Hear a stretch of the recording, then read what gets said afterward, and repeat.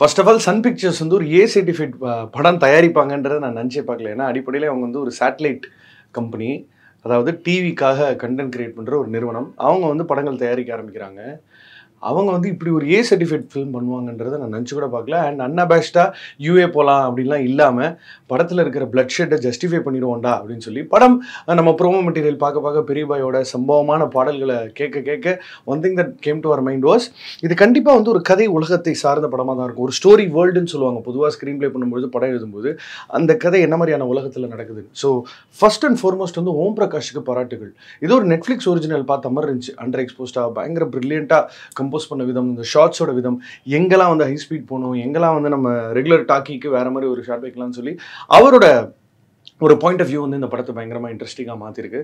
And Prakash Raj அவரோட அந்த வாய்ஸாக கேட்டுட்டு இருக்கு படத்தில். ஆனால் பிரகாஷ் ராஜோட கேரக்டர் வந்தோடனே அவரோட வாய்ஸ் அப்படி ரிவர்பரேட்டிங்காக இருக்குது.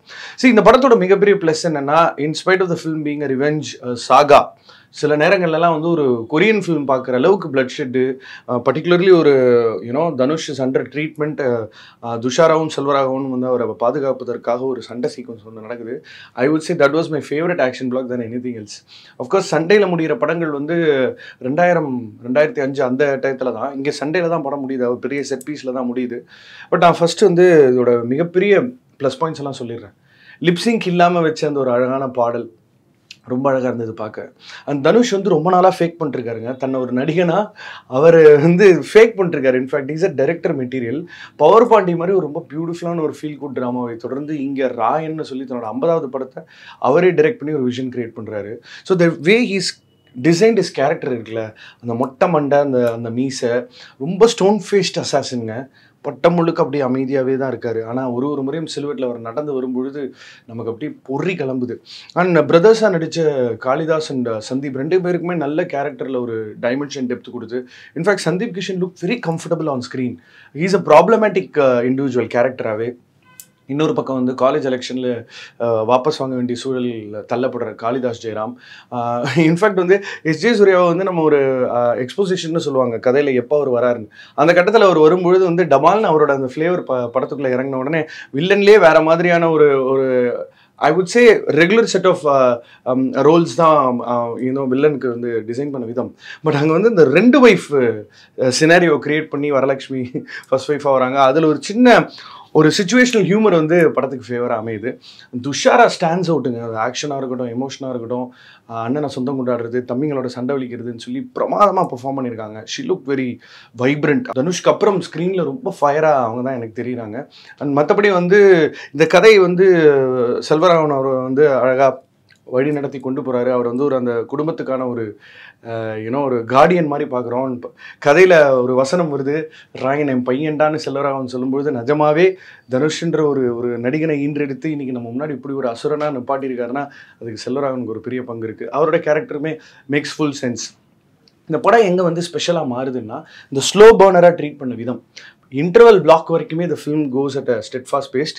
அண்ட் முழுக்க ஓராயா சாங் ஸ்டார்டிங்லேயும் வருது, எண்ட்லேயும் வருது. ஏஆர் ரஹ்மான் அவரோட பின்னணி இசை இப்போ பொதுவாக வந்து ரெப்பிட்டேட்டிவாக ஒரு ஹீரோ எலிவேஷன் பிஜிஎம்க்கு நடுவில் அவர் டோட்டலாக வேற ஒரு கான்வாஸை ஓப்பன் பண்ணுறாரு. ஐ ஆம் த பிக் பீன்ற மாதிரி காமிக்கிறாரு. டே நான் தான்டா பெரிய தலைக்கட்டு அப்படின்னு சொல்லி அவரோட பின்னணி இசையில் அவர் கொடுத்துருக்கிற கவனம், அந்த கதையை மெருகேற்றுற விதம். மெட்ராஸ் படத்தில் கூட ஒரு ஷேடோ ஷாட் பார்த்துருக்கோம். அதுக்கு ஒரு அப்படியே எல்லாம் சேர்ந்து வரணும்ல, அந்த மாதிரி ப்ரீ இன்டர்வல் பிளாக்ல வர ஹை ஸ்பீட் ஷாட்டுக்கும் ஒரு வாட்டி தனுஷோட கேரக்டர் இன்ட்ரோ ரொம்ப சிம்பிளாக தான் நடக்குது. பட் அவ்வப்போது கதையில் தேவைப்படுற எலிவேஷனால வந்து ஏஆர் பிரமாதமாக பின்னணி இசையில் கொடுத்துருக்காரு. ஆனால் அதனை தொடர்ந்து இந்த வசனங்கள் படத்தில் வந்து கண்டிப்பாக வந்து இட் ஸ்டாண்ட்ஸ் அவுட்ஸ்ன்னு சொல்லலாம். ஏன்னா பிரகாஷ் ராஜ் ஒரு லீடு கொடுக்குற, இவன் யோசிச்சு செய்வானா யோசிக்காமல் செய்வானான்றது, அவன் எப்படிப்பட்ட புத்திசாலியாக முட்டாளான்றது வச்சு தாண்டா இருக்குன்னு உடனே முட்டாள் அப்படின்னு டக்குன்னு எஸ்ஜே சூர்யாவோட கேரக்டருக்கு போகுது, டைலாக்கு போகுது. ஒரு ராம்கோபால் வருவாங்க மாதிரி இந்த படத்தோட ட்ரீட்மெண்ட், இந்த கதையோட ட்ரீட்மெண்ட் தனுஷ் ஃபுல் கண்ட்ரோல் எடுத்து அந்த கிராஃப்டாகவே அது செட்டு போட்டு ஒரு லாட் ஆஃப் ரெட் அண்ட் க்ரீன்லலாம் ட்ரீட் பண்ணியிருந்தாலுமே we are drawn into the story world. அதுக்கு வந்து பெரிய பாராட்டுகள்.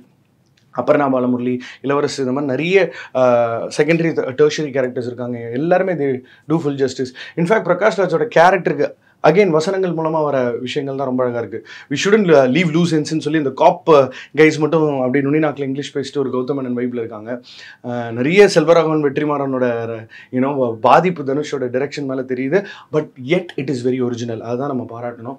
அந்த ரிவெஞ்ச் ஆங்கிள் வந்து ஒரு லெவலுக்கு அப்புறம் ஸ்டேக்ஸ் ஆம்பப்பால் ஸ்பாய்லர் ஃப்ரீயாக சொல்லணும்னா அப்படி தான் சொல்லி ஆகணும். ஏன்னா செகண்ட் ஹாஃபில் வந்து கதைக்கு வேற ஒரு திருப்புமுனை, வேற ஒரு சொல்லப்படாத ட்விஸ்ட்டு, இல்லை வேற ஒரு நம்ம பார்க்காத ஒரு விஷயம் வரலை. அண்டு முக்கியமான சில ரெவலேஷன்ஸ்லாம் கொஞ்சம் சினிமாட்டிக் லிபர்ட்டியாக ட்ரீட் பண்ணிட்டாங்க. ஏன்னா சில கேரக்டர்ஸ்லாம் அப்படியே டோட்டலாக ஃப்ளிப்பராங்க. அதுக்காக கொடுக்கப்பட்ட ஜஸ்டிஃபிகேஷன் அந்த கால அவகாசம் வந்து ரொம்ப குறைவாக இருந்துச்சு. மற்றபடி it's a very performance orient film. It's a very story world based film. GK பிரசன்னாவோட கட் பேட்டர்ன்ஸ் வந்து இந்த படத்தோட பேசிங் மட்டும் டைட் ஆகல. ஐ திங்க் அது ஒரு டேபிளில் நிறைய கதைக்கே ஒரு பெரிய லேயரிங் ஒன்று கிடச்சிருக்கு. But second half definitely first ஹாஃப்க்கு இருந்த பில்டப் செகண்ட் ஹாஃபில் I wouldn't say it amped up because ஒரு லெவலுக்கு அப்புறம் ஸ்டேக்ஸே இல்லை. ஏன்னா ரொம்ப கிளியர் கட்டாக நமக்கு தெரிஞ்சிருச்சு, ஓகே இவங்க 2 பேருக்குள்ள ரைவல்ரி, போலீஸாக இருக்கிற பிரகாஷ் ராஜ் இவங்க 2 பேருக்குள்ள சண்டை மூட்டி ஏதோ ஒன்று பண்ண பார்க்குறாருன்ற லெவலுக்கே கதை முடிஞ்சிருந்தே தவிர அதுக்கப்புறம் இன்னும் வேறு மாதிரியான லேயர்ஸோ நம்ம எதிர்பார்க்காத ஒரு ட்விஸ்ட்டோ படத்தில் வரல. அதுக்கான ஸ்கோப் அந்த கதையில் இல்லை. கிரியேட் பண்ணியிருந்தால் அது இன்னொரு ஒரு நியூ டேக் ஆன் த ஃபில்மாக இருந்திருக்கும்.